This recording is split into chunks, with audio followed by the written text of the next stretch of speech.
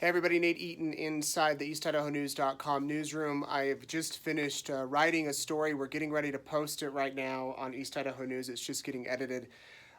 Some disturbing, horrific, awful developments in the search for JJ and Tylee. Not the search, the recovery, I guess you can say. We got a probable cause document that was unsealed today from Madison County Prosecutor Rob Wood. He made the motion to unseal this probable cause document, and this details how JJ and Tylee were found. And I just want to tell you that it's graphic and it's disturbing and it's not pleasant, but we do know that Tylee, apparently her remains were burned and she was dismembered. And she was buried in a different place than JJ was. JJ was wrapped in plastic and duct taped. And that's how police found them. Now, it's a series of events that led investigators to the specific sites on the property, but it boils down to Alex Cox's GPS cell phone coordinates and tracking that police were able to pull on specific dates back in September 9th, the last time Tylee was seen at Yellowstone. Within that 24-hour period, investigators were able to put a few pieces together, and they were led directly to where she was buried on Chad Daybell's property.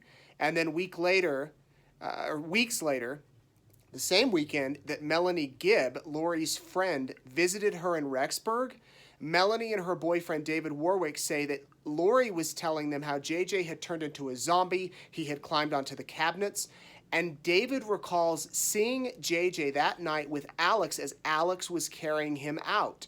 And the next morning, they said, David said he wanted to say goodbye to JJ. He said, "Where is JJ?" And Lori said, "He's turned into a zombie, and he's not here. Alex has him."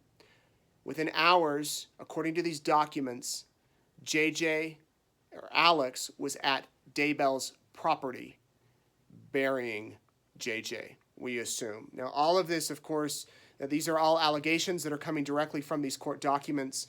We do know that the bodies were found separated from each other on the property, that police were able to narrow down the specific dates, and that they were able to go to the property and find these bodies. One interesting thing to note is that Chad and Tammy had a pet cemetery on their property in the yard, and Tammy loved animals. She would bury, if the ducks or the chickens would die, she would bury animals in this animal cemetery, and police were able to find out about this animal cemetery, and they went to her sister, Samantha Gwillem, in Springville, Utah, and said, "Are you aware of this animal cemetery?" And she said, "Well, yes, it's right here on the property." And she showed investigators with an aerial photo where that animal cemetery was, and that's right where police went.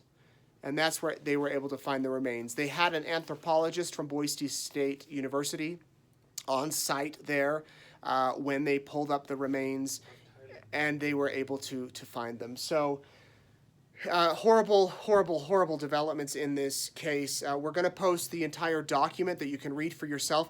The police also attached the earlier probable cause from February, back when Lori was arrested. So you can read through those documents. We'll have a full report down below that you can read to kind of get a summary of what this said. But these are the latest developments. No murder charges yet for either Chad or Lori. That could be coming down the line. Of course, we know all along investigators have taken their time. They want to be very careful on this case. And within the past week or so, well, 2 weeks now, everything has kind of come together. So there is the latest. I'm Nate Eaton.